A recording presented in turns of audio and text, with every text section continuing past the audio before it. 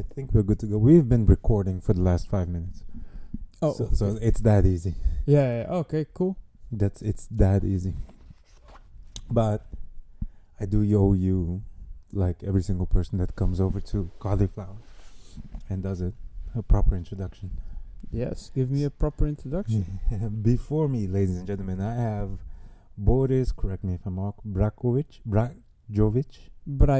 Yes. Brajovic. I wouldn't have gotten it ever. Brajovic. A Dutch national with a Montenegro heritage. A blue belt under Hixon Gracie Amsterdam. Currently currently in medical school.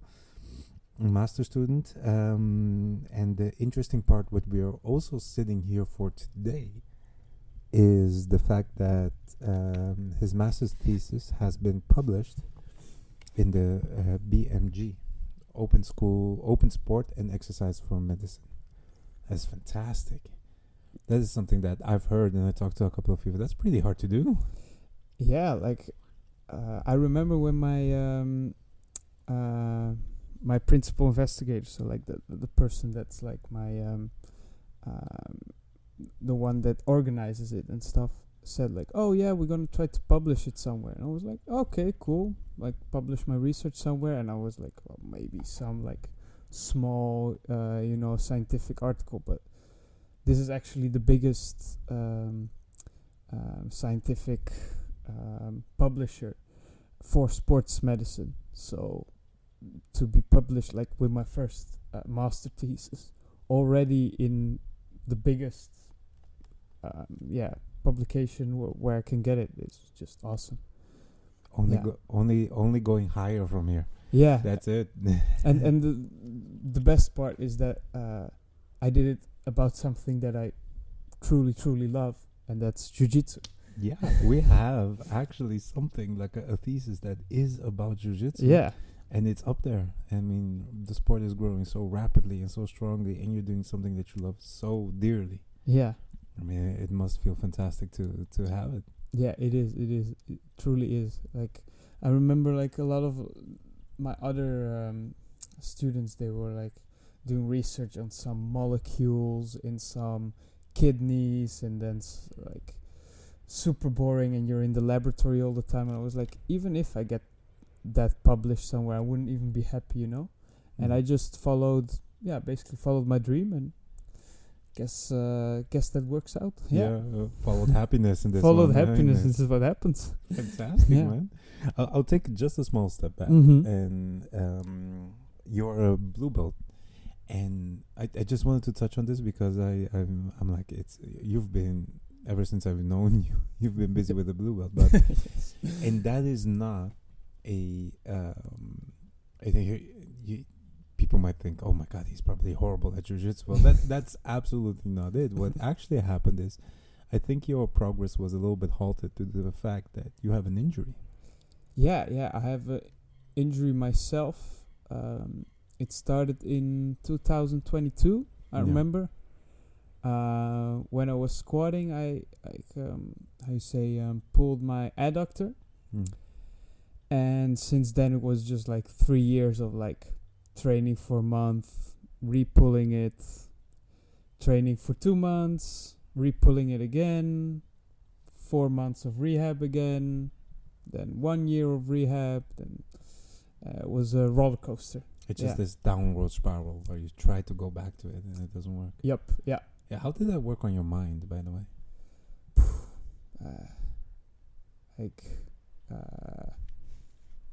At some point, you just lose the fire, kind of.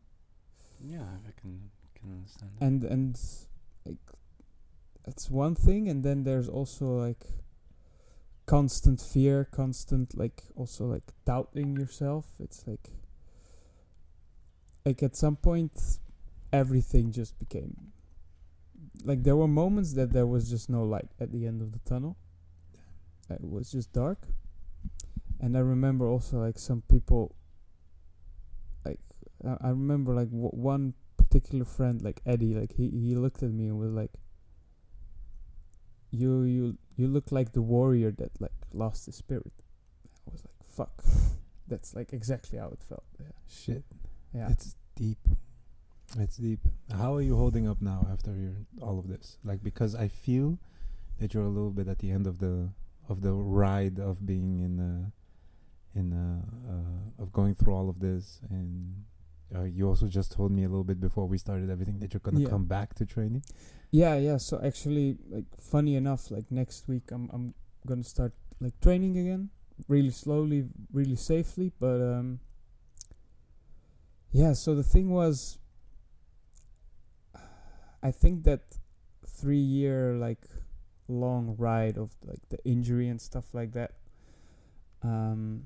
also showed me what I did wrong myself, because I don't think injuries ever come randomly, in a sense. Like, in hindsight you can see like, oh, you did some things wrong, you know, and I did, well, I guess a lot of things wrong, like I think too many things to sum up, and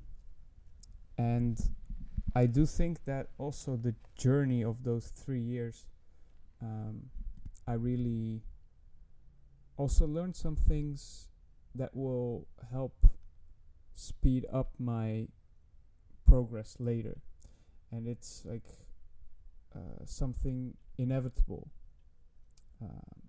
I also know that I remember I went at the beginning of this, I went to like a sports physician.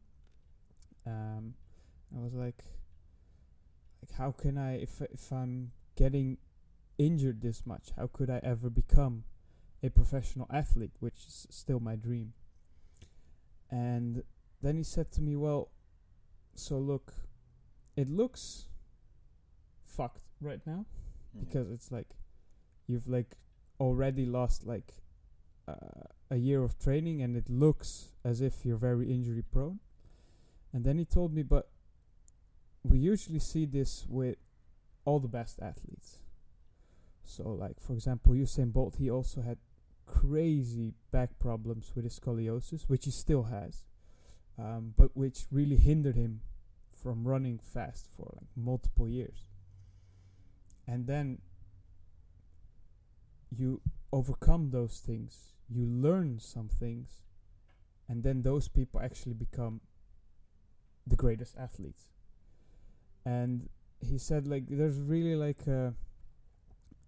almost in every athlete, also with Gordon Ryan, for example, with his stomach, you see that they go through like a crazy bad injury, and they really need to change things about themselves, and then they come out and become a better athlete. And he said, but the only difference between those people that get better from it and those that just stop training and say like, oh yeah, I did NFL and I tore my ACL and then that was my career, is just the mindset of like never giving up and still being that warrior, even if you're injured and basically down 20-0 on points. You can always win with a submission, basically.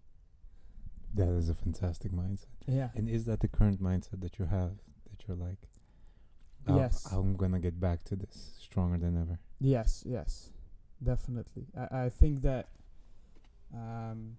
like also just like visualizing myself like being on the ADCC podiums, you know, like just visualizing myself being there and then just putting in the hard work again. And I've learned what I've had to learn from my injury to know how to not get injured anymore, but also how to just get my trainings more effective, you know, getting more out of them. I've learned about meditation, learned about stretching, when to do it, when not to do it, how to warm up properly, how you can also improve your jiu-jitsu with other strength exercises outside of the jiu-jitsu hall, and also how you can prepare mentally better, all those things. Yeah. So there was kind of a blessing in this curse. It's kind of like you turned it around to a point where you're like, hey, I've learned what I've needed to learn. I'm gonna come out better than this. Definitely. And yeah. Onto the highest stages of ADCC. Definitely, There we definitely. go. 2030 gold medalist here. Yeah. I love that. Which brings me to a question. Your master thesis. The name of the master thesis is injury prevalence among Brazilian Jiu-Jitsu practitioners globally. A cross-sectional study in 881 participants. Did this study come from the fact that you were injured yourself? Was that is there correlation between the fact, look, I'm injured, I want to know? I think I would have done it on injuries regardless. Yeah. Because there's a lot of stuff to study in jiu-jitsu, but just from a practical perspective, I'm a medical student, Yeah. so they would not allow me to do it about anything else but injuries. So okay, I got it. So even if I wouldn't have been injured, I would have done it about that, but definitely it does. The fact that I was injured did give me even more interest in the study. Yeah, so it gave me more interest, but I had to do it about injuries regardless, and I wanted to do it about jiu-jitsu because I just love jiu-jitsu. So, yeah, hopefully that's a good answer. That's a fantastic answer. And I remember you came up to me one day and you said like, "Hey, listen, I'm gonna start doing this." Mm-hmm. And at the time I was doing events, and you asked like, "Can I be on the event?" And actually, can I ask people around it? And you would walk around with this big poster, big ass poster, with a QR code on it. And but come on, 881 people. Yeah, it's so I think there's 2 studies on jiu-jitsu injuries that have more participants. Yeah. And from what I read, not that much more. No, like the biggest one is 1140 practitioners. Yeah. So like 300 practitioners more, or a little bit less. And there was they had all the time in the world, and with the master thesis, you're bound to like a 12-week period. So, and also my, so because of that, we had to like cut some things short. I wanted to go to basically more events, even to go out with the posters and stuff. But it didn't happen this time. Next time, I'll have more time. Yeah. Also, there's a second part to this study. I'm curious. So, I read through it, and it is fantastic. First thing of all, I found it amazing that it was done within a relatively short period of time, I would say, because it says that you started on around 15 February with it, and then in March it was already, so it's a month's time. Yeah, so that's what I said. Like, we only had a month time to collect all the data. All the data, yeah. But so many people actually were willing to help, which such an amazing community. You're like, you're doing what? Yeah, of course. I want to talk about my problems. Yeah, yeah, exactly. It's so funny that let me see. I've contacted like all the people I know from here in the Netherlands, from the local scene, and everybody was really willing to help. Like at every event where there were a lot of events in February, March, so I really specifically took that period.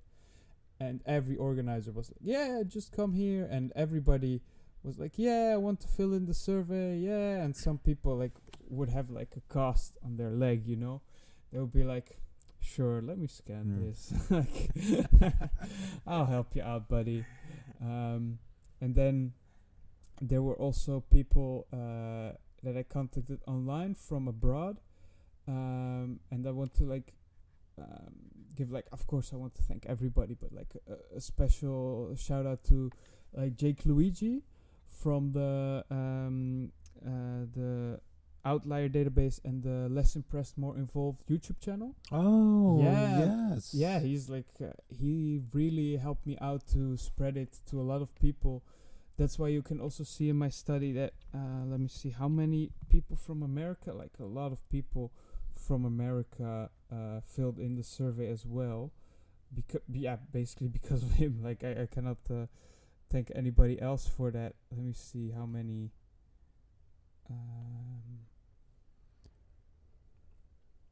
I saw that there were a bunch from the Netherlands. I found those. Yeah, of course. And 41% from the Netherlands and 22% from the That's- USA. yeah, Those that's were the not- biggest groups. So yeah, and the USA part is really because of him. The Netherlands, because of the great community here in the Netherlands, and of course also all the other people from around the world. Like there were also some people like, from very far places. From I don't know specifically, but some from Asia, some from South America. So yeah, really great. It's fantastic. The people are always so willing to help out in these things. Like Yeah. the community is fantastic. Yeah. Like and with this study done, there is a couple of things that I noticed. Of course, there is like a discrepancy between the amount of men that actually train, Yeah. what belt they are when they get the injury. Yeah. That is something that is very interesting. What were the parameters of? Let me put the question like this: what were the parameters for every data that came in that you would say, okay, this is useful data for me to use in what I'm about to write?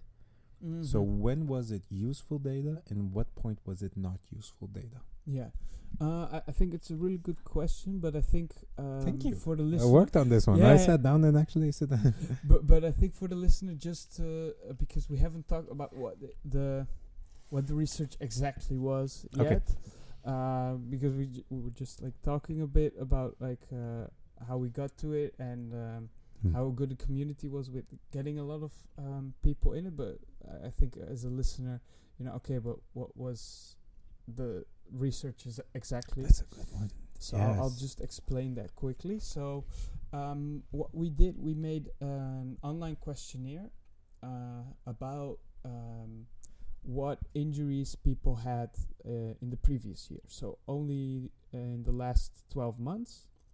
And we would ask them to specifically say if the injury was in competition or during training. And they could like then give like specific answers on was the injury, if it happened during a takedown, during a submission, where the injury was it on their knee, was it on their ankle, was it like acute onset, or was it from repetitive like training, like like when you do like 20 like footlocks, after a while your wrist can get injured from like I was expecting you to say your foot might be destroyed. Yeah, or like you were the uke and your foot might be destroyed, but like those repetitive strain injuries. And what would be the definition of acute? Yeah, so acute would be defined as an injury that happened like basically in one moment. Immediately. And then you had also a repetitive injury and injuries with like an acute and a repetitive onset. So that one would be like had like your knee was hurting a lot from like doing takedowns a lot of times, like with double legs, and then you just one time went like boom on the mat and it like got like really big, but it was already getting there. It was Or an like injury that was already there, trained through it, and then suddenly, boom. acutely, Yes. it got bad. Yeah. And then you have also like, you just walk in the gym, you're good, and then somebody does a heel hook on you and your ACL is gone. Like those are the acute ones. Yeah. So we had those, and then we would ask people to give those like specific details of their injuries for 3 of their injuries max. You did put a max on that. Yeah, so I did put a max on that, and that was because we didn't want people to say, for example, oh, I had 2 injuries, and then they fill in like the specific things, because they didn't want to tell that they had 12 and didn't want to take like 1 hour to fill in a survey about 12 injuries they had. So we set the max to 3, so that they would only like give specific details for 3 injuries, and then for the remaining 9 injuries they had, we would know that they had them. Which was, we thought with our research, our biggest goal was to know how many injuries are happening. And a second goal was, what are the specifics of those injuries? So if we would make it that like you would give specifics for every injury, we would actually have a problem that actually our first goal of about like being as precise about how many injuries are happening wouldn't be satisfied. So we basically have like on half of all the injuries we have data. So not exactly, but that would mean probably that if we had tried to get data on all the injuries, they would probably only filled in half of all those injuries, and then we would have the thing that we would say like, oh, the injuries are not that common in jiu-jitsu. They're only 2.5 per 1,000 hours of training instead of 5, which would make a big significant difference. So that was our idea behind it. Of course, that's also not perfect, but we thought for our study it was better than not doing it. Yeah. All right. And then comes the question that I asked. Yeah. Which is, oh my God, what was the question that I asked? With the data, and then which data I would find useful, yes, and which data I thank you wouldn't find useful. So the thing is, like the way the questionnaire is built up, it already makes that I only get the data that I want, kind of, if that makes sense. If that is what you mean. So like somebody cannot like fill in like, oh, I had a knee injury and my life is have been a hard life, working hard and stuff like that. Oh, like, so people couldn't complain about it. It was more of a direct data, as in this happened during this period, and there's no like there's just like boxes they can check, okay, like blue belt. No, I'm a blue belt. They just check that box. Okay. The injury was, oh, let me see this list. No, mine was a knee injury. Check. And stuff like that. They could fill in like other, and then I would have to filter, and that was a pain in the ass. Indeed, yeah. Then I sometimes had that problem that somebody would like, for example, like misspell chest, for example, or somebody would say chest, the other one would say pec, and then you'd have to link them together because that's kind of the same thing. Okay, so that was sometimes a pain in the ass, and also the algorithm did skip commas. So if people would say they are training 3 hours per week or 3.5 hours per week, it would say they train 35 hours per week. Oh my God. Yeah, so filtering that kind of stuff, that was that did take a long time. So I think to sum up your question, there was sometimes like really some filtering of the data, and how you do that is just going through Excel and just every single one. I loved it. yeah. And then you can put it in the then when you filtered it and you've like got the data how you want it, then you can put it in like R&R Studios and do your all right, analysis on it. Yes. Fantastic. Yeah. that does answer the following questions, which is there is certain data that was useful to you, and you set it up in that way. What it's about, actually, why we started this, or why you actually started this whole thing, what it's about, what kind of data that is, and what came out of that data. That what I read is fantastic. Like, one of the things that I was interested about is that most, if not all, most injuries came from training, not even from competition. Yes. So And to that, sorry. Yeah. And to that, I have a question. Do you think that is bound to the fact that a lot of the people were... It is quite diverse, but most of the questions were made in the Netherlands. Do you think that is because there's not many people competing in the Netherlands? Which, when I think of my question right now, I also realize that you did most of the surveys within a competition. And then the other question is, no, let's keep it to that. Do you think it's more because it's in the Netherlands, so that's why there's less competition, and therefore much more people are getting injured in sparring, or do you think that there's something else there? I think not. I think most injuries truly happen during training, and I don't think it's because like the people I interviewed don't do a lot of competitions. Like as you said, like most of my participants I've got from being at competitions. So you have like a thing called selection bias in research. So that is if you like really select a group where you already know you're gonna like find certain things. So that would be for example me going to all the gyms and then like where I know that nobody does competition, that would be like really selecting so that all my results would be, whoa, a lot of people are getting it at training. Yeah.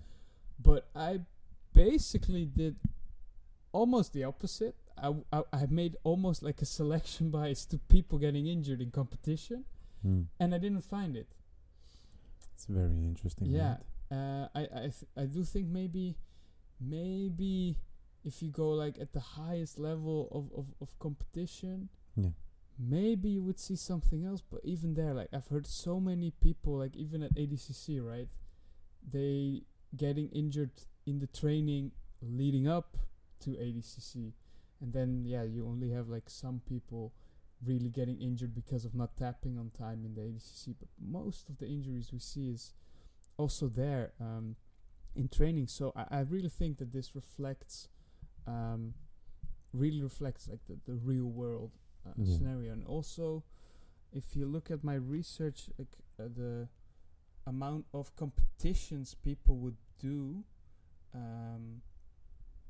because we also have that had that answered in the survey.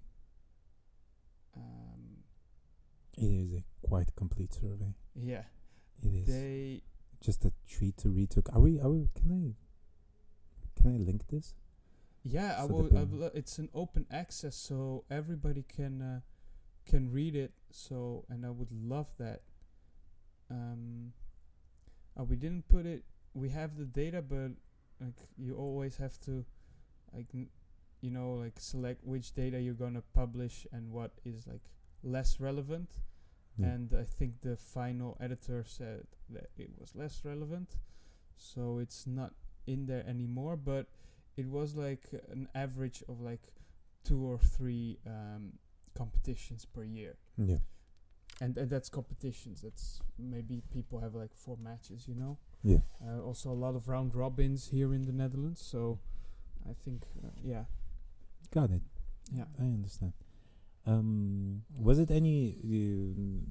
did it actually also show why you think that there's... why people... It's of course logical to think that people are spending most of their times within sparring and within training, and with training you get sparring, and therefore you're most likely to get injured in the gym than you are at a competition.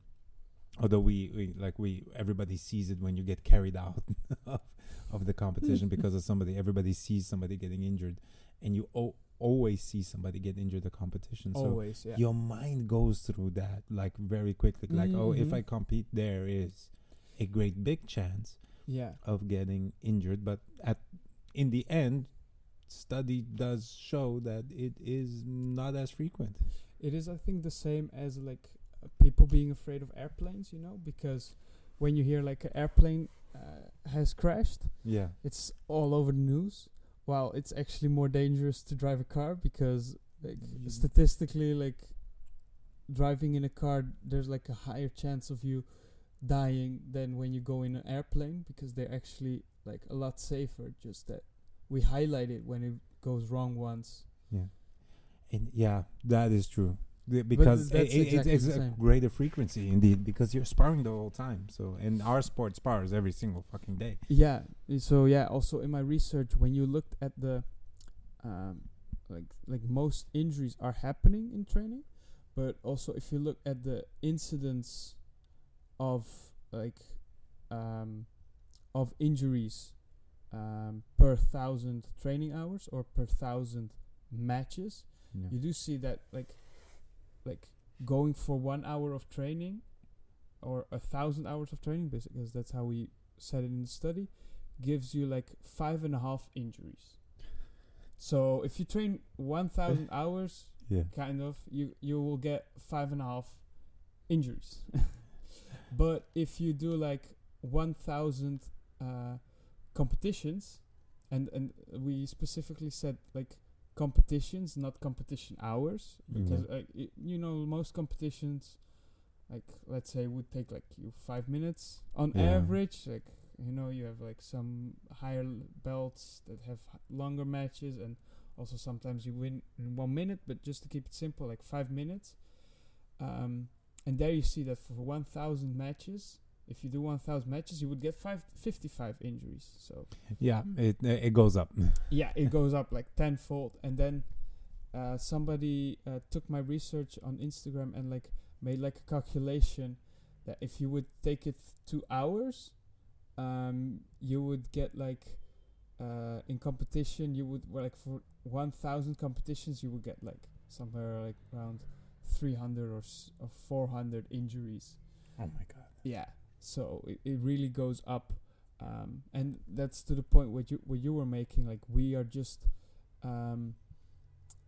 training so many hours that because of that we get most injuries in training. But it's not that training is inherently more dangerous than the competition. I mean, in competition, at the end of the day, the person is always trying to kill you, and in training, well, I hope if you have a good training environment, but that's what we're going to talk about later, that's not the case. That you don't get killed every single time. Yep, we can go into that a little bit, but I'd rather push that a little bit further to the end, because there's still so much data to go through, and it's so much fun.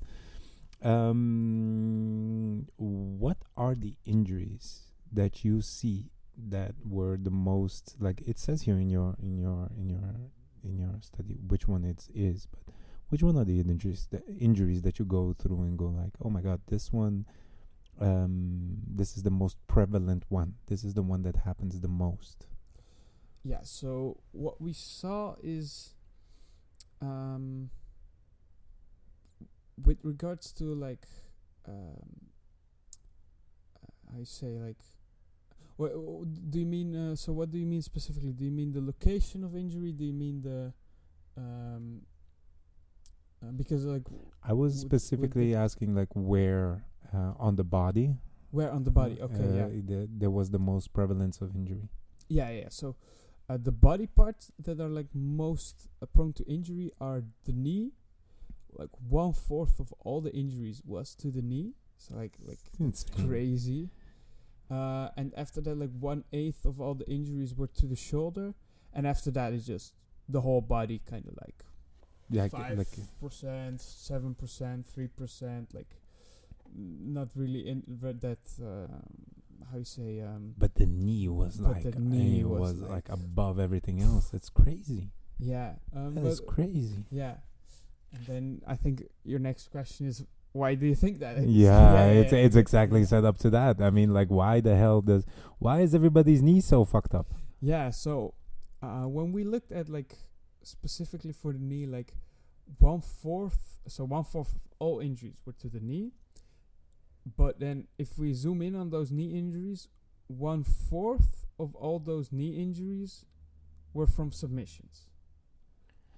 Okay, so But 1/4 of the injuries are knees, and 1/4 of the knee injuries are because of submissions. yes, but if we compare that to just all injuries in general, we also see that 1/4 of all injuries are from submissions, just regardless as well. Yeah. So that tells me that it's not per se that submissions lead to extra injuries to the knees. It's just that the knees are just, in jiu-jitsu in general, just the most easiest to injure. And why I think that is so first of all, we have quite a lot of submissions to the knees, of course. Yes. Like heel hooks and stuff like that. And also sometimes when you try to attack the ankle, you sometimes attack the knee, like, you know, like when you're doing a straight foot look. Like I've sometimes heard like white belts like doing a straight foot look on each other, and then my knee. my knee. I'm okay, like you just found out an Aoki lock without wanting to do an Aoki lock. That's awesome.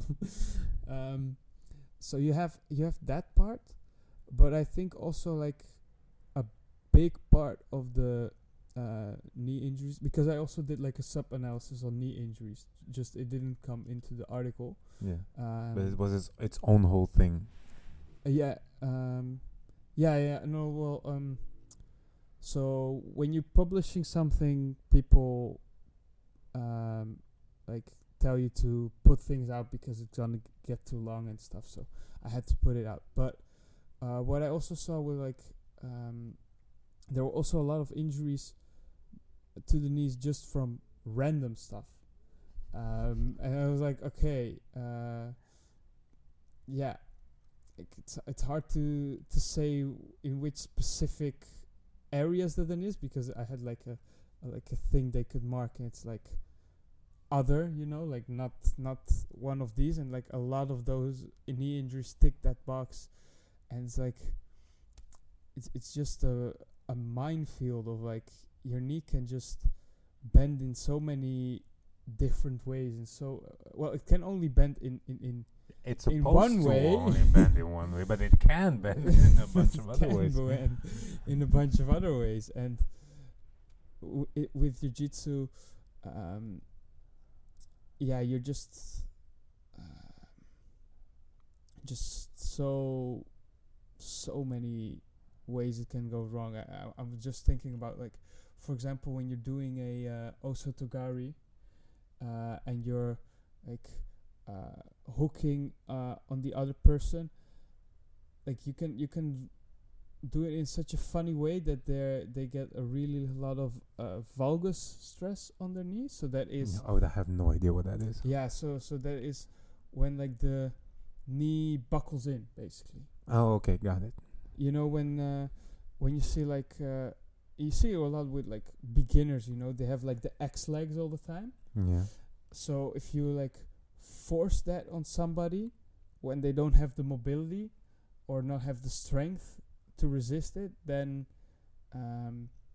you can get like very nasty medial collateral ligament injuries or ACL injuries, and that's what you see a lot. And so that's something that can happen when you do like a osotogari on somebody, and then like they fall funny. But you can also have it. Which one was that? The one where you like grab somebody to the middle and then you pull out your leg and like you make them fall backwards. I know which one you're talking about. I'm bad with the judo terms. Yeah, I know. Like, it's the one, and I think most of the viewers will remember it. It's the one that John Danaher says Exactly. is prohibited in his gym because it's bad for your knees. Yeah, exactly that one. Yeah, we should have a link to Danner's Train Safe instructional. But yeah, so that one is one that like just so nasty for the knee, because you can just like with your hip accidentally like fall on the side of their knee, and then there's like this falling uncontrolled body weight on the knee. That's also one of the big ones. Like in the study that showed that happens a lot or not? No, so because in my research I because it was an online questionnaire, I couldn't dive that deep into it, you know. I could not like make like a 1,000 long like list of questions where it's like, okay, did you fall on the left side of their knee or the right side of their knee? Yeah, I get it. That's just my curiosity, just getting out of hand. Yeah, at no, this no, point. like that's something I would have loved that I had like such specific data on it, but then I would have probably had like 5 people filling out the survey. Yeah, that's true. That's true. So yeah, they would be given up in this one. Yeah. Is there anything in the survey that says that these injuries come from takedowns? yeah. So about 20% of them come from takedowns. So 25% from the submissions and 20% from the takedowns. So yeah. So so that will be that category of like falling uncontrolled body weight on knees. Wow. Yeah. Wow. But then as I said, there's a very big part that's just random stuff happening. Like I remember also one of my training partners, he would like just do a technical stand up and he would like fuck up his own knee, and I was like, oh my god, how did they do it? Okay. But it does seem to show, and the study shows this actually, that a lot of the injuries also are mostly beginners. Yes. Mostly beginners get into these situations of injuries. Yes, and so we did like how you say Or for those that don't understand, white belts. white belts. Yes. So and blue belts actually. Those were the two big numbers. It was 300 and 318. Yeah, exactly. And then see. Yeah, and then if you I know my shit. Yeah, better than me. Yeah, look up mine. I went into this motherfucker. 309 and 316 at the belt level. Yeah, but then I do have to say that. Those are the numbers of the people that filled it in. Oh, I'm sorry. Then I have no exactly, idea what I'm talking about. No, so exactly, most people that filled in the survey were white and blue belts. So much smaller part were brown and black belts, which is also like I've looked at other researchers and they found the same pattern, and there's just way more white belts and blue belts, right? Exactly. That's the thing. It's like there's just way more of them, and I think it's really not to the willingness of the black belts to fill in. It's just that there's like extraordinary amount more of white belt. Yeah, exactly. It's just the purple belts. The purple belts were lacking. They were like the but they also always skip training, right? They skip everything. They skip surveys. They skip they skip warm-ups. They skip everything. But so what we did like which is called like a t-test to find out like if there's like a significant difference in different types of people getting injuries, and then you always have like a p-value.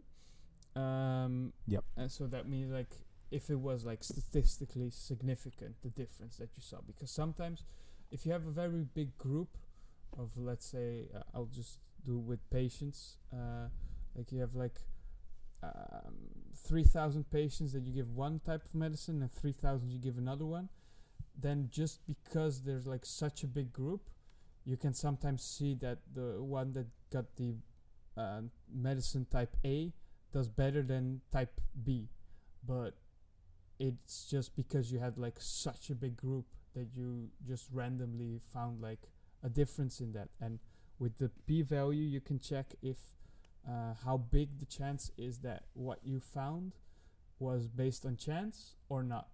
And so we did found like for different things differences, but the only one that was really statistically significant was with like what your belt level is. So we found that if you have like a difference in belt level, that you basically, a black belt has 2 times less of a chance of getting injured than a white belt or a blue belt, basically. And the p-value that we had for that was 0.001. So that would basically mean that there's like a 0.1% chance that what we found was just random. Got it. So, I mean, it's pretty clear. It is. Would you say it's because the body adapted to it at a certain point from black belt, or do you say it's purely experience?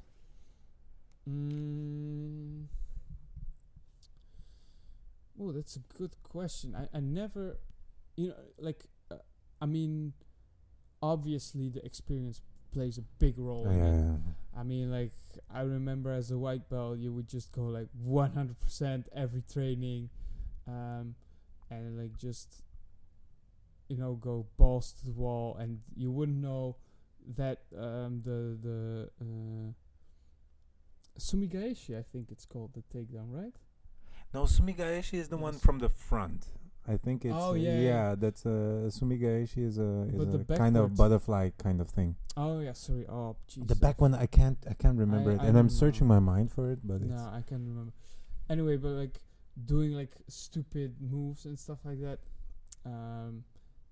Whereas if you would, when you get older, you just get wiser. Like also what I said about my injury, like 3 years after that, I've really learned a lot about how to not get injured anymore. So that surely plays a role.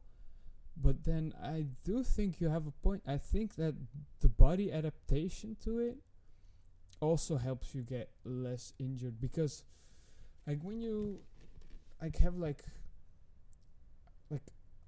a person on older age, like starting jiu-jitsu, for example, they're not that bendable. Yeah. Like you just stack them once and they get like neck pain, Yeah. Whereas I know myself, like I was always like, how the fuck do you get injured from getting stacked? Like, because I just started jiu-jitsu when I was 13, so I was like still how you say, like in the bendable age kind of. Yeah. And then people like big guys would just push me and I would just move with it, and like I think even my bones kind of like got a little bit adjusted to it. I don't know how it will play out when I'm like 50, but like it does help to get less injuries in jiu-jitsu, I think. Yeah. It's of course it's something that I don't know shit, first of all. Like that's why I'm sitting here with you, because I want to find out. So I don't know shit about shit, but I know a little bit of jiu-jitsu. You know a lot about jiu-jitsu, just you don't know about medical stuff. Barely anything. I know barely anything about jiu-jitsu. I'm okay at rolling. That's like the more I do it, the more I'm like I'm horrible at this. But I do realize it's something that and these are physiotherapists talking to me and other people in healthcare talking to me, like if you're injured somewhere, your body will compensate. And I have the feeling that my jiu-jitsu is basically a sequence of compensations on injuries that I've received all this time. So I just protect those areas that are injured by fighting in a style that I know won't injure me. Yeah. And so it's kind of like I've compensated to a point where I just fight in one way. That's it. I know relatively enough techniques, but I fight in that way because I think my body got to the point where it's like, well, we're not fucking around anymore. Like, you're older now. So that's Yeah. the experience part. Yeah, that's the experience what I'm talking about, and I think my body, like I've got the experience of not getting into those positions, and my body said you're only able to stay in this position because I tore my ACL. I'm somewhere here in this. No, not ACL. My on the side. Which one is that? That's the meniscus. You tore your meniscus. My meniscus is gone. Or your MCL because No, meniscus. Okay. Meniscus. Yeah. I tore my meniscus on the left leg, and the only move I was able to do was half guard, with that left leg down. Yeah, I get it. Yeah, just to keep it as safe as possible, and that's it. That's like that. I guess the experience was don't stop, or just that was the position that was the only position I was able to do for a long time. Yeah. And then I have one question for you, because that's the experience part. Do you think that your body somewhere got adapted where it was less injury prone for something? So I don't know. It definitely got harder. My body, and I am maybe one of the best persons to talk about this, because I hate lifting weights. I don't lift weights. I never did. Like consistently to the point where I can say it mattered. No. I think when I was 34, 35, I started doing one. I did one for a whole year. My body changed a lot. Got a lot stronger and stuff like that. But all the way up to my black belt, I barely touched weights in a consistent way that would make a change. So I just by training jiu-jitsu, just by lifting people up, just by putting the power that I had to put in there was enough to get my body a lot stronger than it is. Yeah. So, but again, sorry, I just was laughing because I just saw like an image in front of me, like you're just picking up white belts and slamming them to the ground, just as a way of exercise. Yeah, no, but that was the exercise. That was the exercise. That's how we do it in Brazil. How many takedowns can you do in 1 minute? Let's go. Let's go. But I have a soft heart, so I placed them down. It was also better for training.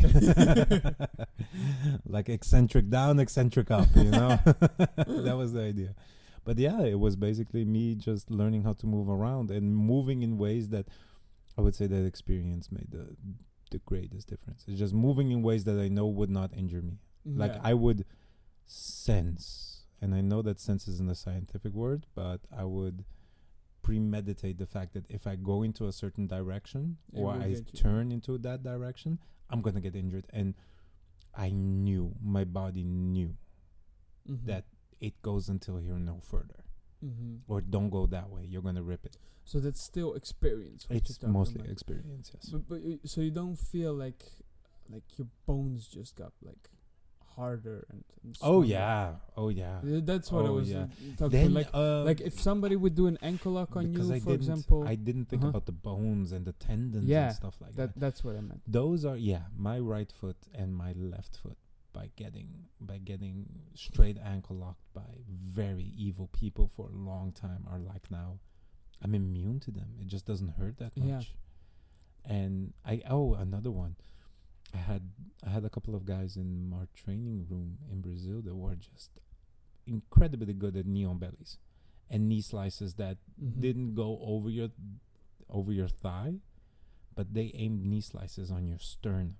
I know what you mean. I had some good fun experiences on receiving those. And in the gi, so they grab you and they really they steamroll that knee across your body like mercilessly.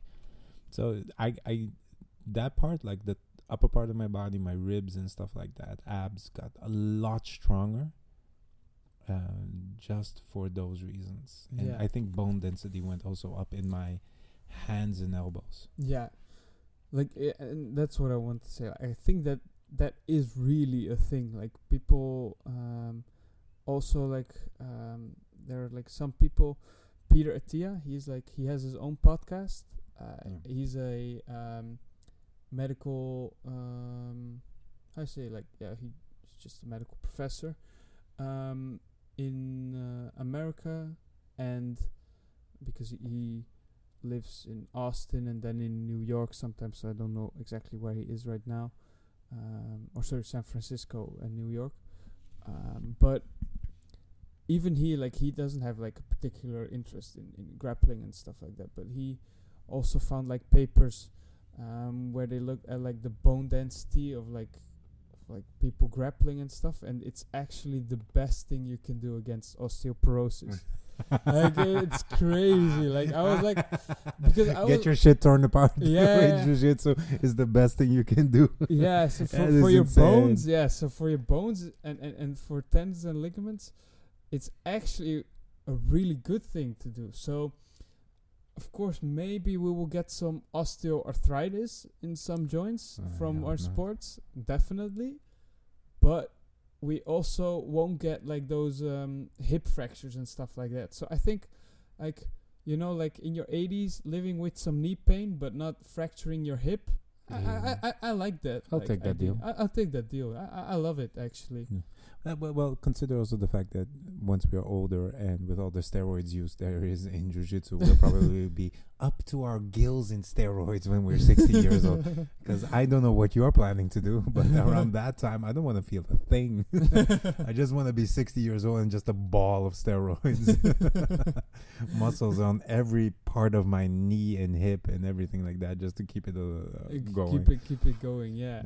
That I have no shame in saying that. If it's medically okay, if it's I'm not committing a crime, and I can keep training until well into my 60s, and the only thing I need is a healthy dose of whatever testosterone works the best for that. Sign me up. Absolutely. Let me. That's by the way extremely interesting that the bone density goes up and ligament and tendon tendency is just. With Jiu-Jitsu, you would say no because they get stretched out and stuff like that. Mm-hmm. Were you there when Imanari gave a seminar here? He gave multiple seminars, but here, right? Yeah, I think we were But both at the last same one. Yeah, I think I was. Because I was there one, but like there were multiple times that he came. So That could have been the one. I remember just looking at his foot, and he threw his leg over his knee, just sitting relaxed, but he was like cross-legged, and his foot just was hanging and dangling. And the best word I can give for it is like dangling, as if there were no more tendons there that could help him in any way to stabilize anything anymore. It was just a loose piece of a limb, and I was like, that is insane. I don't want to get to that point. But he could run, walk, and everything with them was perfectly fine. They were just stretched beyond whatever normality there was, I think. yeah, so I think there's like a point of like diminishing returns, and then He reached from it. like and then, and then from like making it even worse. Yeah. So I think there's like what you said. Like I think my ankle, for example, like from the straight ankle locks that I've received, where I've always tapped on time, I think it became stronger than from a random person, you know. But I think if you push it that way, as far as Imanari or as Meow, I won't say that. Then both of us had the it same gets less. horrible image Yeah. in our head. Yeah. I just need to go to the toilet real quick. Sorry. Is that okay? Yeah, sure. Just I'll pause it right in 3, 2, 1. Hey guys, I'm going to take the opportunity that I've gotten right now, this little pee break here, to tell you about Braus. Braus has fantastic quality kimonos, gris, rash guards, shorts, a bunch of stuff. You already know it. You've already seen it in competition. And of course, you've seen the best of the best wear it. So if you're interested in anything about Braus, go over to the website, order, and you get a little discount code. And the discount code you can find on my Instagram. Go over there and check it out. The other thing I would do a shout out to is Apex. Apex has also always helped me, and I want to give a great shout out to them. They've got gloves, they got shorts, they got shirts, they got some fantastic gear, and they're working together with some of the greats out there, especially in the MMA area. So give them a check out as well. The links are going to be down below. I want to let you know also about the Patreon account that I'm going to have. So if you want access to more stuff like behind the scenes stuff, I can give a couple of shout outs to you and early access. You can get get there, and you can also sponsor me, and you can also help out in building this community that we're trying to build. And whatever you give, if whatever you, there's tiers there of how much you can sponsor and you can give, and with that you can also even suggest questions that I will take into the next podcast I'm having. So yeah, that is it. Guys, thank you all so much for listening, and I hope you enjoyed the rest of this podcast. Bigos! 3, 2, 1, we're back. We were talking about meow and like Yeah. that hyperextension, how good it actually is, and into what point you get diminishing returns from like being attacked so many times. And yeah, Yeah. So I think the thing what I said about the bone density, the thing is, if you get that increased in bone density, if you make sure that you always tap before it like really hurts, so like you know, like sometimes you had like a foot lock and you like have like 2 days of like it hurts a little bit, yeah, I think that's still okay. But then when you like really hear like a pop, I think that's like, okay, now you haven't gotten like the bones better, you just fucked up your ligaments, yeah. I always had this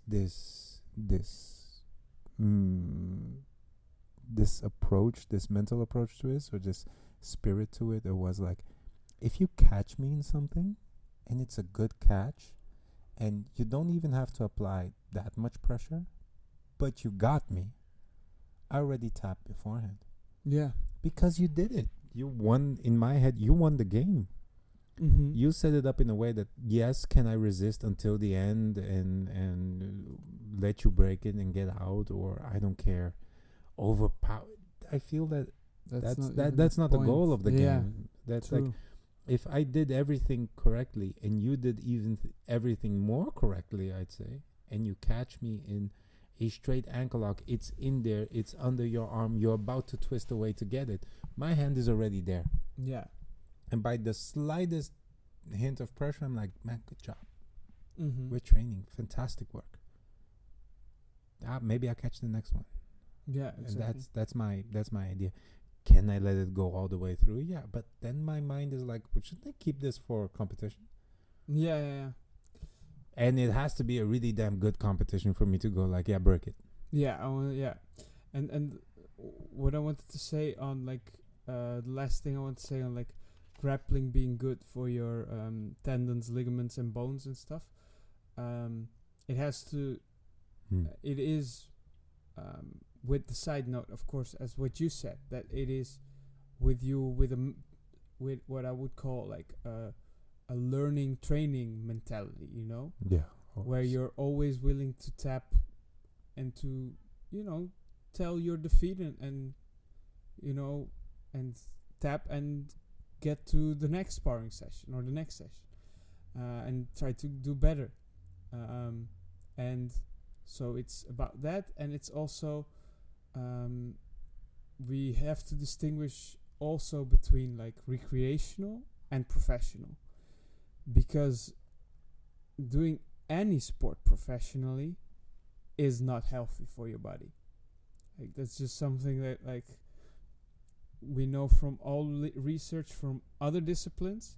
Yeah. And like from every single discipline, it's just like doing like sports on the highest level is just so bad for your body when you're older, and doing sport recreationally in every sport is super good for your body. So and it, I mean, we don't have evidence for it for jiu-jitsu yet, because jiu-jitsu is so not studied yet. It's different, but I think it applies the same. Like the professional ones will have like big troubles later in life with, well, Paulo Miao and stuff like that. Other people as well, just by like in jiu-jitsu specifically, by like just your tendons getting torn and stuff. But for example, in another professional sport, let's take football. In football, we had like Marco van Basten, of course. Yes. And he at some point had like such a repetitive strain on his ankle that he had to get like a osteoarthritis. So that means basically they just lock it up with like bolts and stuff, and there's no functional ankle joint anymore. It's just like it's locked into place. It's locked into place. Yeah, that's crazy. Yeah, and then well, let's take another sport. Let's take well, weightlifting is an easy one, I think. Yeah, everybody that does that is like back injuries. I mean, look at yeah. And look at. I mean, basketball players is also a good one. Yes, basketball. Exactly. Yeah, basketball also like fucked up knees and hips. Fucked up knees and hips. Yes. And ankles. And ankles, yeah, mostly lower body. Yeah, I'm just trying to find like an example of like a sport where people fuck up their upper body, but I cannot find one that quickly. You usually have tennis players that have like and shoulder. Yeah, just overall shoulder and tennis stuff. But in our sport, it's funny that our sport gets both extremities. Like it's either your knee or your shoulder. Choose. Yeah. If not both. Yeah. And then maybe, we haven't talked about the shoulder injuries yet, right? No. Because we talked about the knee injuries. And with the shoulder, what was interesting that it was a lot from people, a lot from the same things as we found earlier, but also a lot from arm bars even, which is funny. Yeah, like from all the submissions, of course, like the shoulder lock submissions and stuff like that, but arm locks as well. And we can get into arm locks later even more, because there's something interesting about the arm locks as well as a submission later. But because you actually also attack the shoulder joint with an armbar, which is kind of you lift it funny, up a little bit, Or when people try to escape it. I wouldn't say that, It's so interesting. What? Now I'm curious. What is it about the armbar? So we now talked about like the positions or the locations on your body which are most prone to injury. I have one more. Oh yeah. One more little thing. It's the highest one is knee, lowest one is shoulder, or highest one is knee. Right after that, you have the shoulder, and the lowest one, and this is one I want to talk about. There's one dude. What? About 0.2%. That's one dude. Yeah. Abdomen.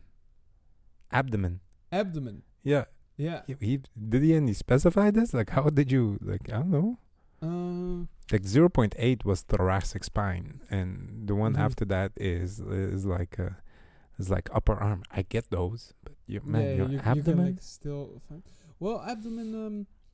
You can actually, when you put a lot of force in, for example, like doing like sideways crunch or something like that with a weight, for example, like you picture that, and then like putting a lot of force in that, you can actually tear like a abdominal muscle. Shit. Oh my god, that must be horrible. Yeah. And what I can also picture, but like I don't know, like I don't have the statistics on this particular person, is that it maybe was a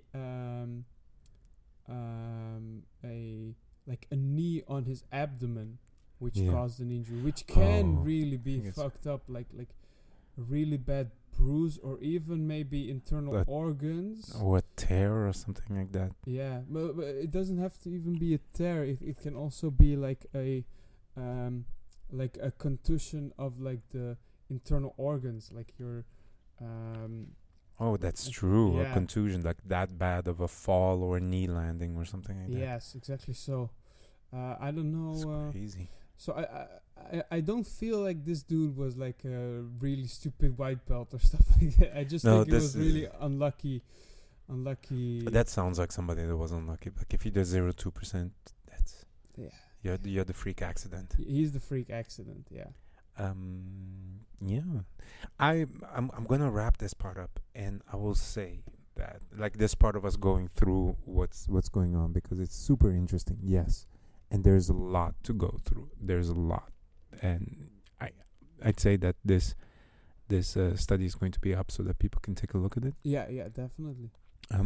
What I wanted to ask is, what was the most surprising thing to you while you were doing the study that came up, or maybe there was nothing surprising? Yeah, so I think the most surprising thing, I think that most things I saw coming, but two things were most surprising. That is because like I already thought that like black belts would get less injuries, that most injuries would happen during training, and that the knee would probably be the most injured. I mean, I saw that myself during training as well. What I found interesting was that like doing strength and conditioning would not help get less injuries. Unless not significantly. The same with warm-ups. Really? And the last thing I found interesting was that the armbar was the submission that led to the most injuries. No way. Not even heel hooks. Yeah. Is it because armbars are more readily available or more allowed? That's crazy. Wait, warm-ups don't help? Yeah. All these questions. Strength and conditioning is bullshit? Well, no. Let's take it slow. Let's do one after the other. Strength and conditioning first. Strength and conditioning first, yeah. So the thing is, in my questionnaire, they could after that like specify like particularly like what kind of strength and conditioning they were doing, like were they doing lifting and stuff like, or were they doing, because strength and conditioning is a broad term. Basically means everything to condition your body outside of your sport itself. So it also involves stretching, it also involves cardiovascular training, it also involves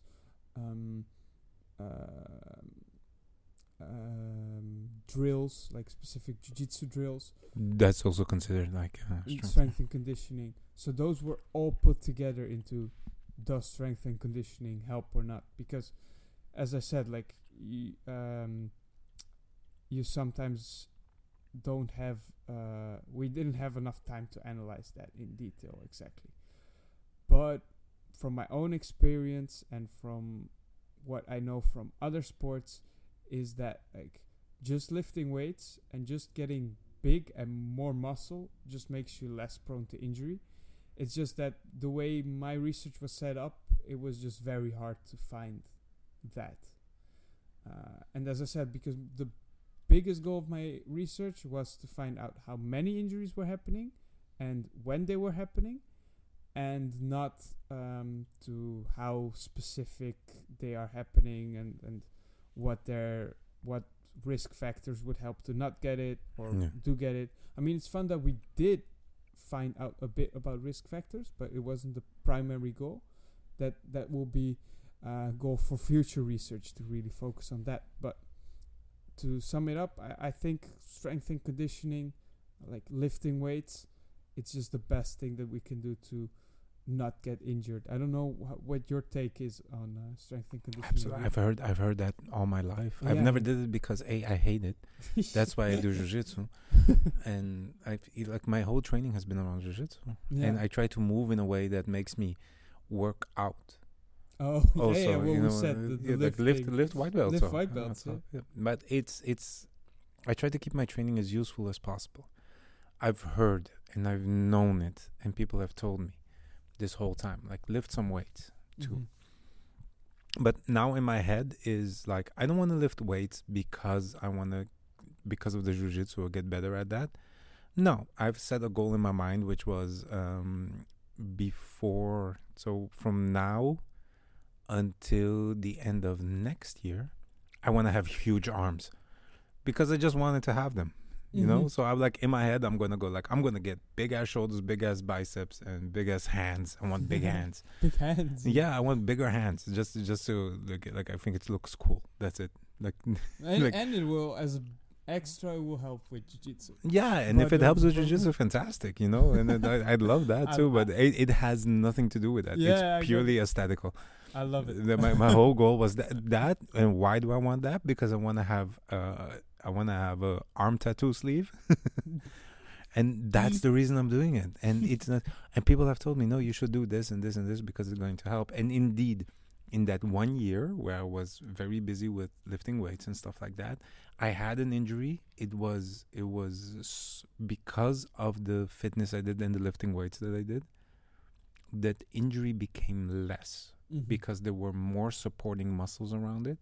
So did I still have the injury? Yes, I still kind of have the injury, but the supporting muscles around it masked away the injury. So I felt a lot more confident in moving around. That is true, absolutely. What is the particular injury actually? I did it's a neck injury on the right side of my neck.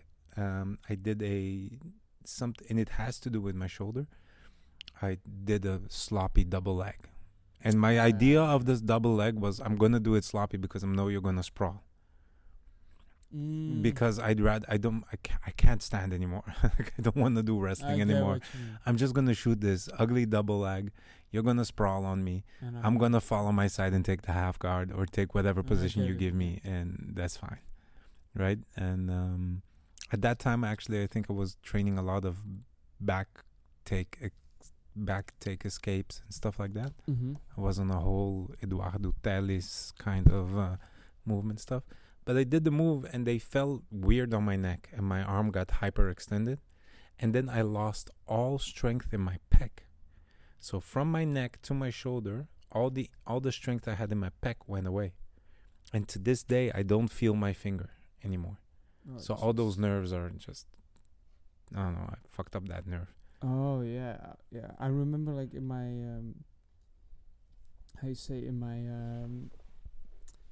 in my questionnaire, I also specified like what kind of injury it was. Like, was it a muscle injury, a tendon injury? And I also put in nerve injury, but I guess this would apply to the very small amount of nerve injuries. Yeah, it's a lot of people compared it to a stinger you can get during rugby. A stinger is like once you have a strong impact with people because you're running basically head first. Yeah, you kind of get a stinger on the side of your neck over on your shoulder, and that turns your arm off. But it's usually something that comes back after a little while, sometimes minutes, sometimes an hour or so. But mine stayed, and I lost complete and total power in my right pec. And then we worked it back from zero power to being actually able to bench press something like 30. I think my max was 36 kilos. So we went from literally like 4 kilos on each hand, trying to bench press that, all the way up to 36 dumbbell in each hand. So, but that required work, and that's the reason I did it. I didn't do lifting weights because I liked it at that point. I did it because it seemed to be the only thing that was working. Yeah. Wow. So that took me a good couple of months. Like the moment my arm was able to move again, even without strength, I was doing jiu-jitsu. I was doing jiu-jitsu 4 days later. Yeah.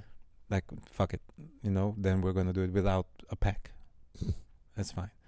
But now it's literally, so for those things, like once I am injured and I start working on lifting weights for that specific area, yes. Same thing I did with my meniscus. My meniscus tore. I could get operated, or they told me like, make your knee as strong as possible.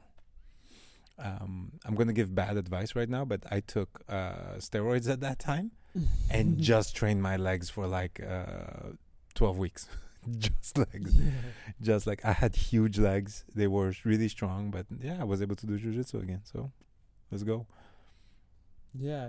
Like it's crazy how much it actually helps. And like I want to say like specifically for like like for most injuries you can like really like get it back to like 0% of like the injury, like it never happened anymore, and even like making it much stronger than it was before. Crazy.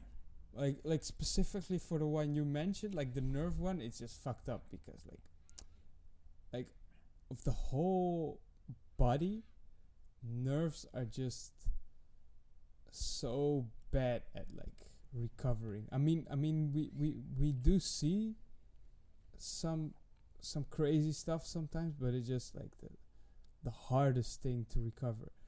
And the funny thing is actually the meniscus is actually a part that will like recover pretty well actually without surgery. Like they found out that actually so your approach is actually kind of good. I mean the steroids part I ladies and gentlemen, I'm not here to advise anybody to take steroids. Please don't do it. Also it's like this is a disclaimer. Don't. So also me as a medical professional, I wouldn't advise the steroids, but the not operating and the strength training part, well, let's say that without steroids you would have done it 2 times longer, let's say 24 months is like a perfect idea, and actually actually shows that like those meniscus injuries just heal pretty good with like just strength training. There's one student of ours that has I don't know if I can mention his name, but since I'm not sure, I'm not going to say it. But he has been training lifting weights his whole life extra. That's something he always did. And the day he actually got his meniscus operated, if I'm not mistaken, he did meniscus or something else on his knee, because his muscle mass was so well worked on and well defined. Has been training his whole life, and I mean whole life. I mean it's up to 14 years lifting weights consistently. I think his recovery was insane. It was insanely fast. It was, and not taking anything extra and anything like that, just purely sticking to the routine of stuff. Man, he was back fast. First of all, it was a great surgery. Second of all, it was like recovery was insanely good and fast. Just the mental aspect of it, like I'm afraid of it happening again or getting injured or something like that. That was one point of it, but the other side of it, he was on the mat so fast again.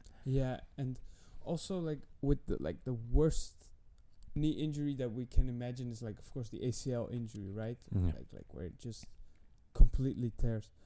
And you know the funny thing is, like, nowadays, you know what they do when you get an ACL injury? Tell me. They let you load it the day after. Really? So they know, like, they put an MRI. Let's say like a professional football player, they know your MRI scan. They see that you've torn your ACL, and they load it like from day one. Of course, they're not letting you play anymore because, like, you know, like, those are the unpredictable movements and stuff like that. Yeah, and like, I mean, this guy, like, he's worth millions. Like you know, like his leg working is worth millions. So we're not gonna fuck around with this, you know. But like even with those people, like, they let them load them and like strengthen them, like, you know, like doing like those like machines, you know, like the leg extensions and stuff. Exactly.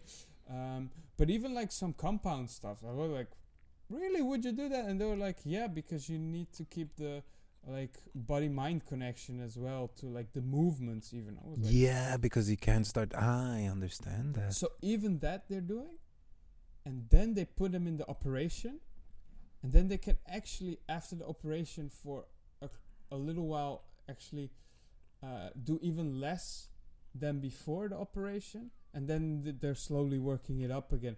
But like the funny thing is, like, they used to only give exercises after your surgery. Now they do it before. And now they do it before and after.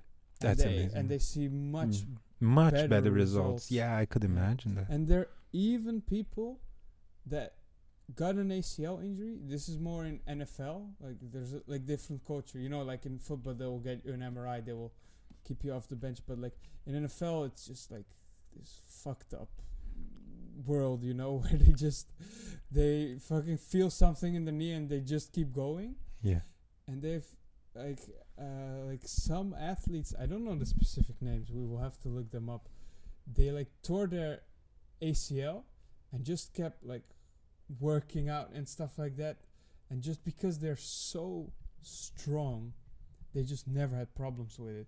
That's insane. But there you go. Do you see it as Strength, yeah. Strength. And then they did an MRI and they were like, "Oh, bro, like your ACL is torn." They're like, "Oh yeah, well I don't have any pain or anything, Problems or yeah, it's working fine."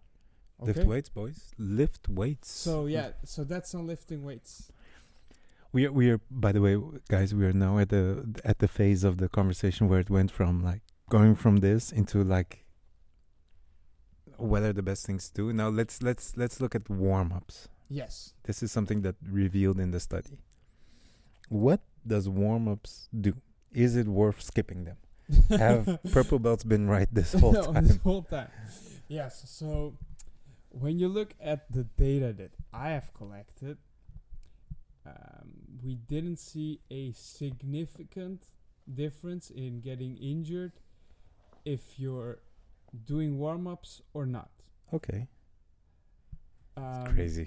But again, our research wasn't designed to really look at this in detail, and sometimes you find something in your research which you know is not right. For example, with the strength and conditioning as well. And so with our warm-ups, the thing is, most of the people responding, I have to look up how many, were doing warm-ups all the time. Let's so like 55% was doing warm-ups all the time, and like 20% often, and 12% sometimes, and then like only 3.5% was never doing warm-ups. So there's like a really small group of people that's not doing warm-ups, and so it's hard to then find like a statistical significance if the group is that small. So if I would have wanted to have research with the question, are warm-ups good or bad, I would have like a group of like 400 people doing warm-ups and 400 people not doing warm-ups systematically, and then see what would happen. Then you can get a better idea. And then I think I would see that the people that are warming up, that they are definitely doing way better. Okay, I understand.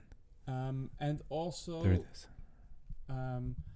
Like I remember like one black belt also like filled in the survey, and he was like, I was just like checking while he was filling in, and he was like, never warming up. And I was like, you're never warming up? And he's like, no. And how do you then start? And he says like, yeah, I just start the jiu-jitsu, I start rolling, and I start really flow rolling, and then I get into like more intense, and then I go like 70%, you know. I was like, yeah, that's warm up. Yeah, like that's technically warming up, right? I think with warm up, people think on the specific like warm up that they've learned, the one like, okay, do shrimps way back and forth and like stretch a little bit or move a little bit. Yeah, and I think like, for example, like I can do shrimps like for 20 minutes. Yeah. But if the next moment we are doing wrestling, then like there's also like literally no benefit to it, and I go like balls to the wall wrestling like from minute 1, you know. Yeah.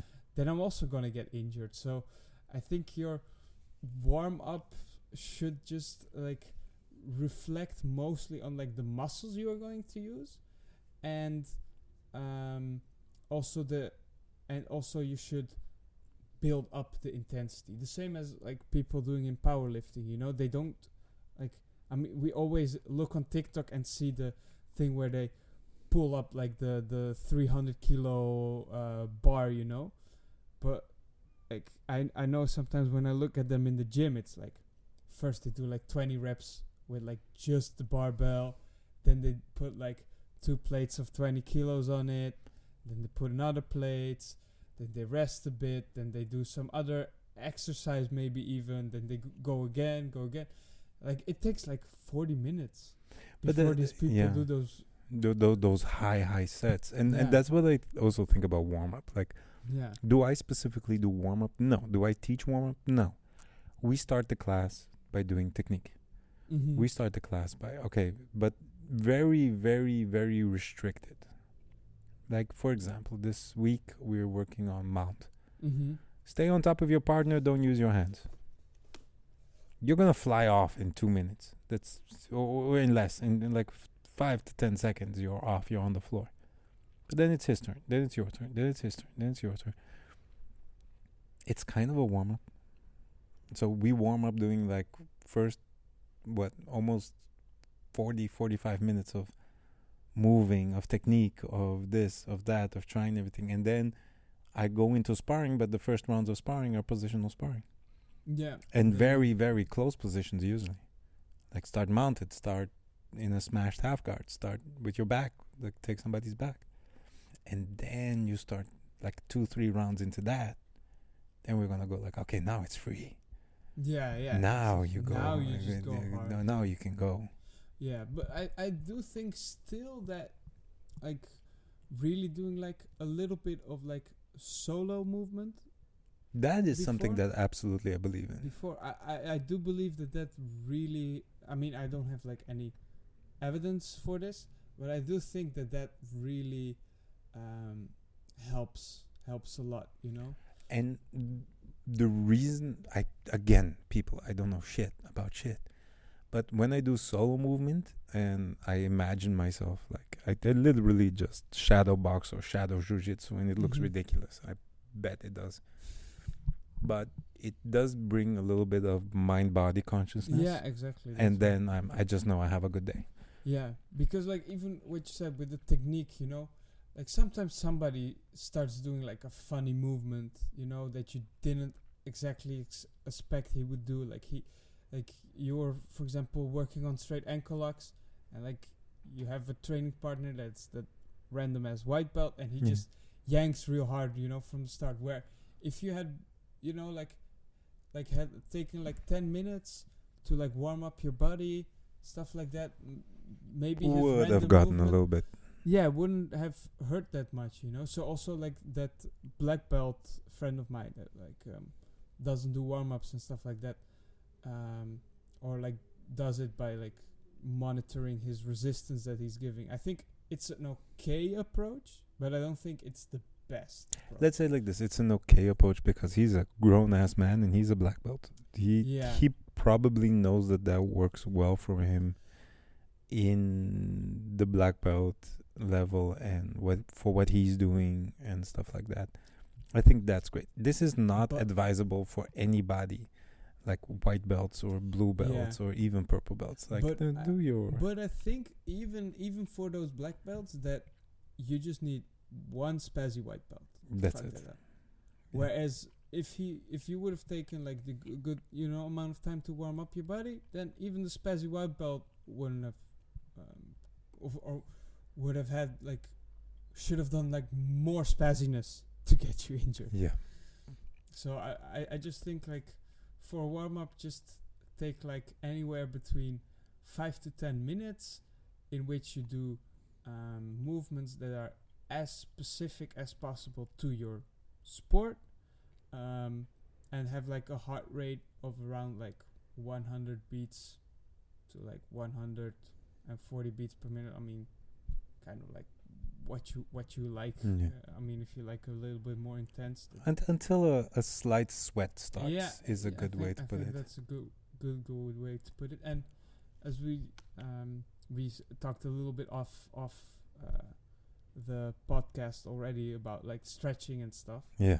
And so like stretching before your exercise, like static stretching, so like those stretches which you hold and stuff, they actually kind of reduce the strength that you can give in your training, and also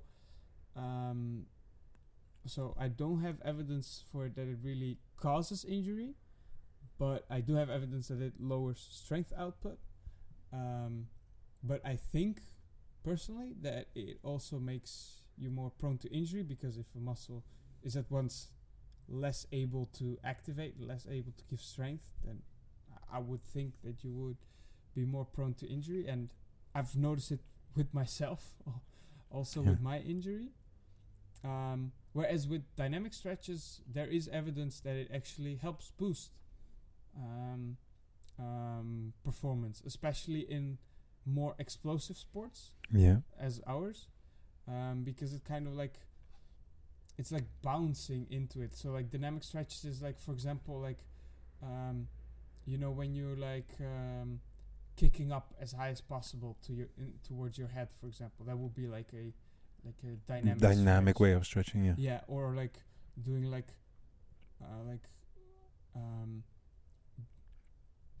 jumping into lunges as deep as possible, you know.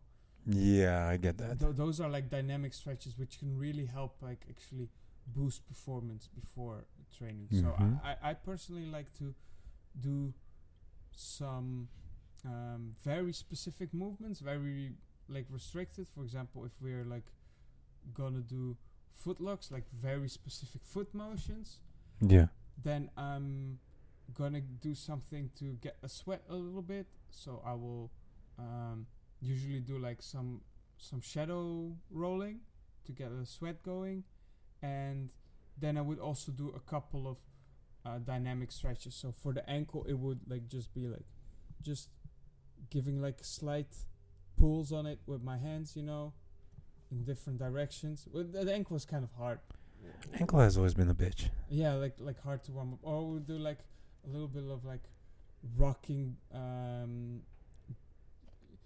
Yeah, I mean, I have a camera. I need a camera for this. Like, you know, like in a squat. We will evolve into cameras soon. Yeah, like in a squat, like rocking back and forth over your ankle. You know what I mean? Like bending it a little bit more, bending it a little bit less. Yeah, I would say that. For those that can't see, he's basically doing micro movements with his ankles and just slowly stretching them out into multiple positions that still stay comfortable. Yeah, exactly. But you just get this mindfulness about them, I guess. Yeah, exactly.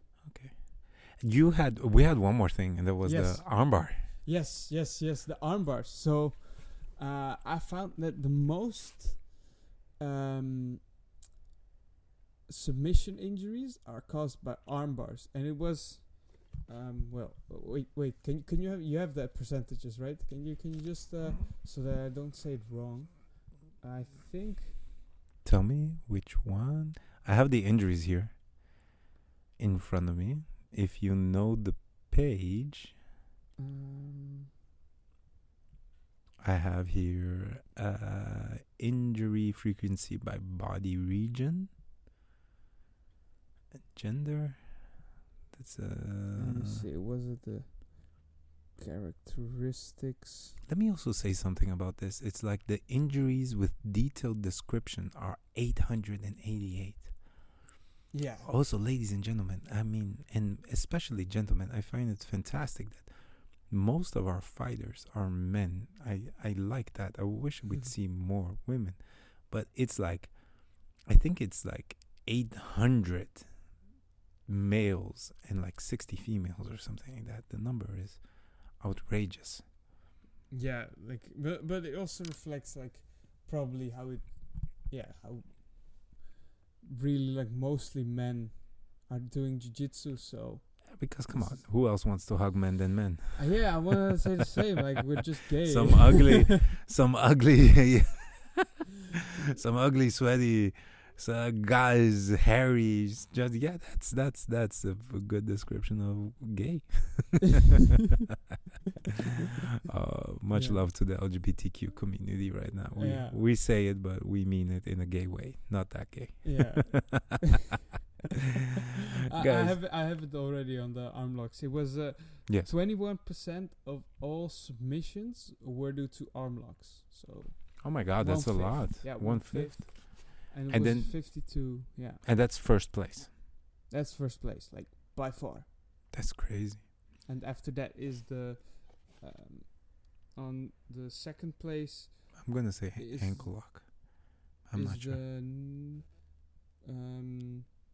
the toe hold Oh, the toe hold. with 10% and the inside heel hook with only 8%. Yeah. Um, But the armbar is the. Yeah, but that's Okay. also the first one you learn, I guess, the most. yeah, so I was thinking like, why did the armbar pop up the most? And like there are some things to consider. Exactly, like it's the one you learn like on day one, so probably you'll use him the most. You also have a lot of white belts and blue belts, right? And they're in a lot of gyms not allowed to do heel hooks, so that's maybe why heel hooks are used less. But I still think that there's something like inherently truth about what we found with the arm locks, and I think it's due to the fact that when we're training heel hooks, we like say from day one, like, watch out, like Oh yeah, that's one true. movement and it can go If you wrong. breathe wrong, If you you breathe breathe wrong, you're wrong. going to blow his Exactly. his meniscus to shreds or his ACL. So we are. That's really- funny because I say the exact same shit. Yeah, yeah. You can, and it's true. It's true. Well, I'm not gonna tell Yeah. people to like not. but that's true for every single submission, basically. Right? True. But there is a reason to like be specifically careful with the inside heel hook, because mechanically it is true that like one movement extra and it truly tears your ACL. Like because there's so little pain receptors, it really makes that as soon as you feel pain, it's your like it's a it can be that it's just your ACL that you feel snapping. And actually Lachlan Giles, because he has like a very good video on this, we should also link to that, in which he biomechanically explains this, like because he has his physiotherapy PhD Yeah. on knees specifically, and he used that knowledge to fuck up A lot of people at ADCC. yeah. So that is true, but the thing is, with arm bars, we're going completely the other way around. We're like, you have so many pain receptors there, which is true. You have a lot of pain receptors in your biceps, so you will really feel a lot of pain before there is damage. Yeah. But because of that, we're like, all the pain is just pain and not damage, And then you're just going way too far into that and not realize that actually it is still quite a, like devastating at the end of the day. Yeah, You of just course. you can really hyperextend and really fracture something. You can damage a lot of things with that. Yeah, but and like specifically like fracture bones there, which won't heal very nicely. Maybe even, well, not worse than an ACL, but like you can have like bone splinters that will like never heal anymore. And like with an ACL, we can at least give you like a fake like a new ACL, Yeah. But the bones are gone. With the bone, the thing is, so sometimes when your bones break in particular ways, we don't have anything to fix that. It's crazy. Like sorry, I'm using medical terms. Like Yeah, go ahead. like fractures in your joints, we can not really recover them well.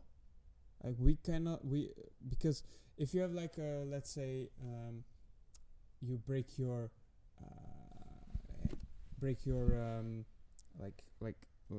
shin bone, for example, we can just like put like a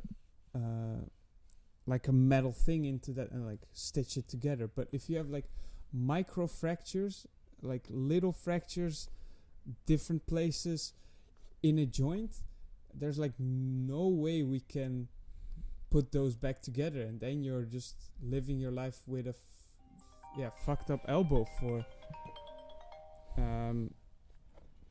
like a lot of time. Sorry about that, ladies and gentlemen. Yeah, sorry, it's my dad calling me Yes. randomly.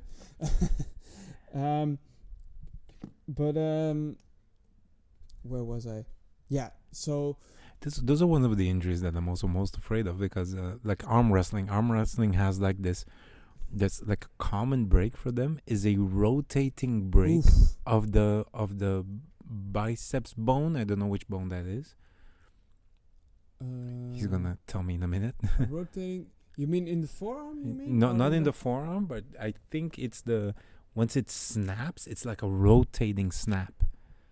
So it rotates first and then it snaps, and it snaps in a rotating manner, and that's one of the worst breaks you can have. And once you're that's basically done with your career, from what I understand. But yeah, like an armbar isn't that far away from something that is like that bad. And yeah, next to the armbar, like I do understand that the knee can be a bad injury, but you can, and it's bad. It's bad. It takes a while to come back, but one of the injuries I've always been very, very afraid of, purely because of directionality and use and necessary use, is the shoulder.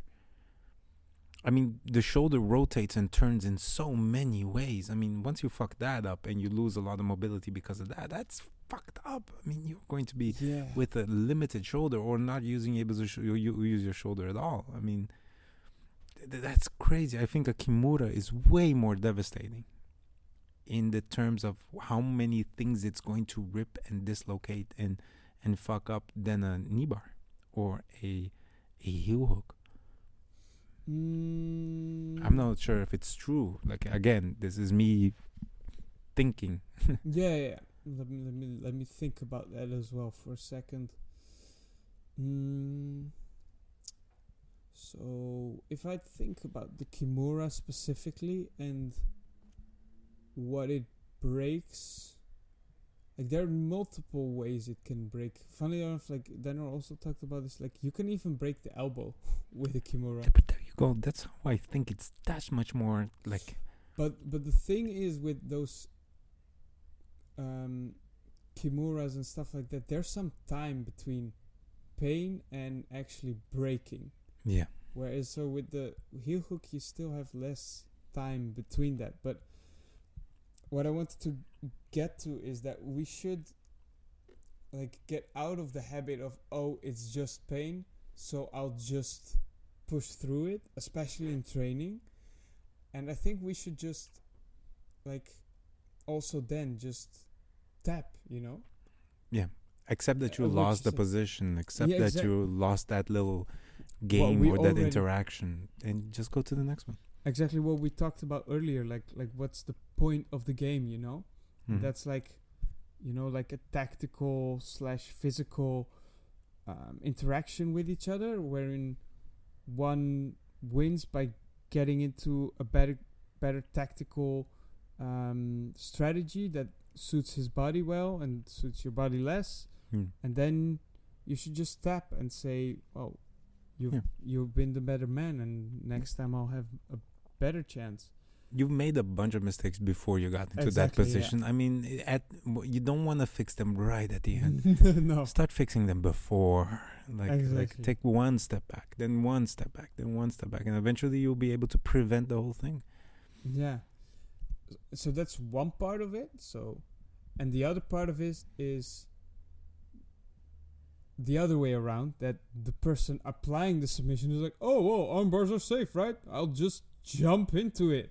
Yeah. And it's like, so like, I think the and then that's also part of the mentality. Like, your training partners aren't like in karate, you know, like those wooden boards to break. Yeah. You know, they aren't boards to break. They're training partners that you should. And you need them more than you think. I mean, it's an individualistic sport in the sense that once you go compete, yes, you are on the mats by yourself, but you only get there with a team. Yeah, exactly. Yeah. So I think, and a lot of what I'm talking about now is also just like freely available from Danaher's Train Safe DVD. But just like his idea of like taking like extending an arm like for 3 seconds and holding it there, and that's just like the end. So like your goal in like, so for example, you and me will go sparring now, and like my goal would just be to get your arm in a hyperextended position, hold that for 3 seconds, and then the onus is on you to tap actually then. And if you don't tap, I'll just let go. Exactly. And just mentally, I'll know that I've beaten you, instead of me trying to quickly grab your arm and trying to snap it in 0.2 milliseconds. Yeah, just not giving you the opportunity to move. Yeah. Yeah. So I think it's from both directions. Sometimes I also, I don't know if people can do this, but sometimes I call out my submission.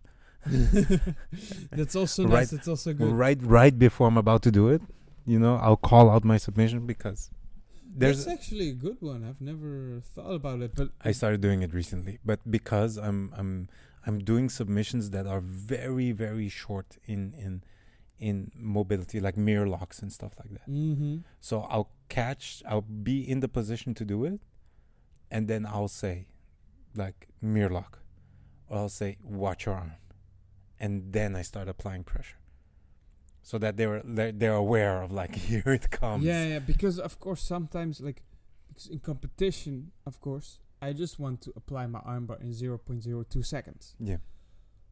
In training, I usually don't want to do it, but you do see like that the best people in the world, they just have that instinct of like snap, snap, snap, like Szysinski, for example. And to train that, I mean, I think for a big part of your training, you can just isolate that snappy part in just like drills, Yeah. where you just say like, okay, I'm just going to drill it. But at the end of the day, you do need to have some experience of like going slowly for an armbar and then boom, going fast for it. And that's, I think, beautifully how you said that in that way you can actually go quickly for armbars, relatively safe. Yeah, but I try not to. Again, I believe that if you have to do something quickly, you're not doing it correctly. Yeah.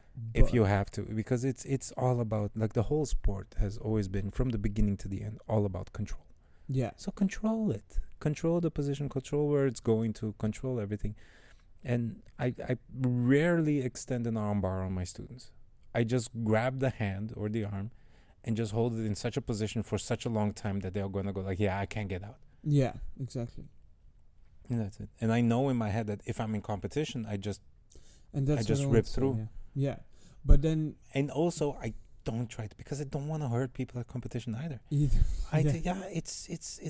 just like, I put the pressure that it's in there. And if you're at the point where it's so extended and so long and you're not tapping and everything like that, and you really choose the path of the samurai in that sense, you're like, death or dishonor, then I will honor your request, but I don't want to do it. Yeah. But I will make sure that I have everything correctly.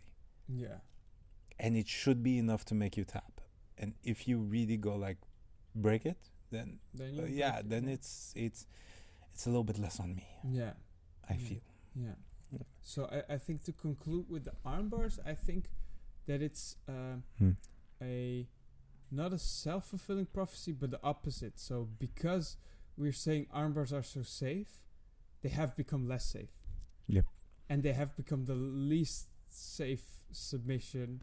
I don't think the least safe submission. I think again that the way my research was set up, it wasn't about finding out which submission was the most dangerous. You would need another methodology for it, but it did make sure that it become less safe. So if I want to take anything to people, it's treat an armbar as you would treat a heel hook.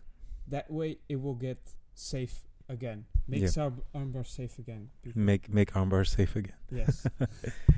Which brings me to the, funny you just say that, which brings me to the last two questions is like, what do you want to leave to the listeners as anything that you would tell them? What does research taught you? What is advice you want to give to everybody?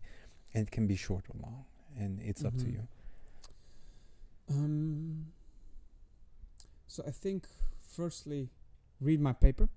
Yeah. It's freely available. We'll put a link in it in the description. Yeah. But also take the things that I found in my research with a grain of salt, which you should do with all the research, and think about, okay, how this research was set up. Was it really like perfect to find out these specific things? And so that's actually a lot what we already talked about, right? Like why some things are not really that we really know that are true, but didn't come true in the research. For example, the strength and conditioning, the warming up, which submissions are the most dangerous and stuff like that. That, and then lastly, I think what should you take from my research and this talk to prevent injuries yourself? It's just basically all that we just mentioned. So that will be warm up properly, and train as if the one across the room is somebody you love, basically. Like you won't. How would you train with your dad, for example? Like train with all your training partners like it's your dad.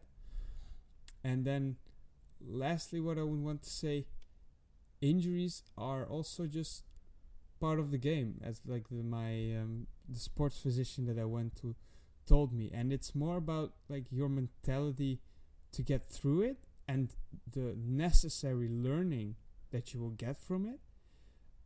That is most important, and that will protect you from injuries in the future. Not completely, but definitely protect you to not have them to the extent that you had them before. And the only difference between those people that become great athletes after their injury and the people that don't is not the severity of the injury, but the mindset of the person enduring the injury. Got it. That something that you said right now is like train with the person that's opposite to you. Train with the person as if you love them. is a hell of a statement, man. Yeah. Like everything you said is a hell of a statement. Last one. For the next person that's going to show up at Cauliflower Philosophy, do you have a question for them? They're probably going to be somebody that is involved in some kind of jiu-jitsu, some kind of training, some kind of martial arts, some kind of high-level training, or high-level competition, probably. And usually I go into the route of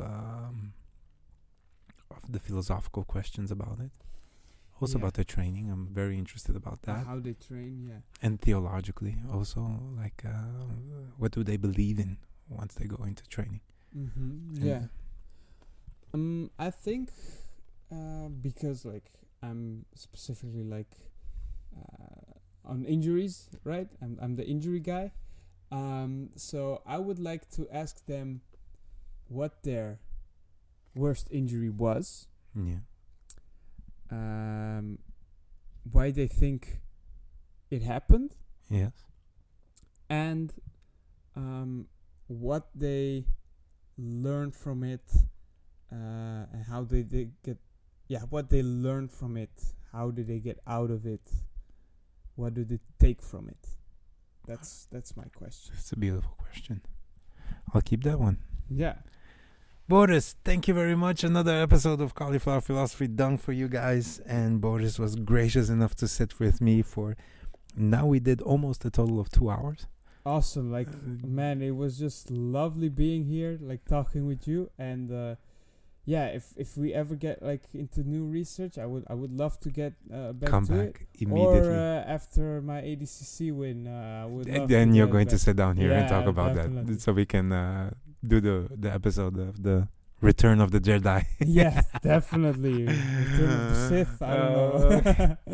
Thank you very much, Boris. Yes, okay, thank to you. everybody out there, treat your training partners with love, as if you love them. At least Mwah. pretend. Us.